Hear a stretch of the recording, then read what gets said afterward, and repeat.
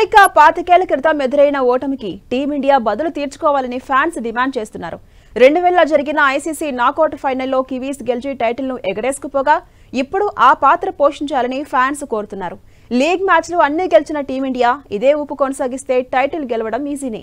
అందుకే 25 ఏళ్ల నాటి ఆ ఓటమిని సరిచేయాలంటే ఇదే సమయంగా భావిస్తున్నారు. అందుకే మార్చి 9న జరిగే ఫైనల్ ఫైట్ కోసం ఫ్యాన్స్ ఇంట్రెస్టింగ్గా ఎదురుచూస్తున్నారు.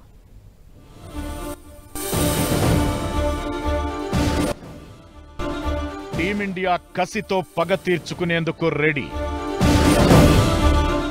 25 ఏళ్ల క్రితం ఐసీసీ ట్రోఫీ ఫైనల్లో న్యూజిలాండ్ గెలుపు.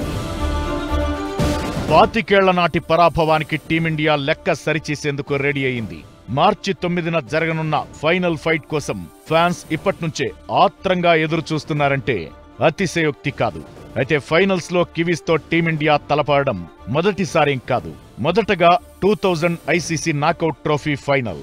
ఈ పోరులో భారత్ పై న్యూజిలాండ్ విజయం సాధించింది. ఈ మ్యాచ్ లో క్రిస్ కెయిన్స్ అద్భుత సెంచరీతో 113 బంతుల్లో 102 పరుగుల మ్యాచ్ విన్నింగ్ నాక్ ఆడి విజయాన్ని లాగేసుకున్నాడు. అప్పుడు భారత జట్టుకు గంగూలీ సారథిగా వ్యవహరించగా న్యూజిలాండ్ కు స్టీఫెన్ ఫ్లెమింగ్ సారథిగా వ్యవహరించాడు. మొదట భారత జట్టు 50 ఓవర్లలో 6 వికెట్ల నష్టానికి 264 పరుగులు చేయగా అందులో గంగూలీ 117 పరుగులు చేశాడు. అయితే మిడిల్ ఆర్డర్లో రాహుల్ ద్రవిడ్, వినోద్ కాంబ్లీ, యువరాజ్ సింగ్ విఫలమయ్యారు. అనంతరం భారత జట్టు నిర్దేశించిన లక్ష్యాన్ని కేయిన్స్ సాయంతో న్యూజిలాండ్ ఛేదించింది.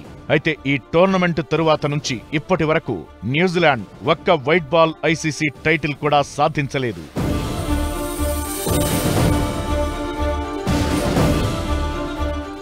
2015, 2019 ప్రపంచ కప్ ఫైనల్స్ కు చేరుకున్నప్పటికీ పరాజయం పాలైంది.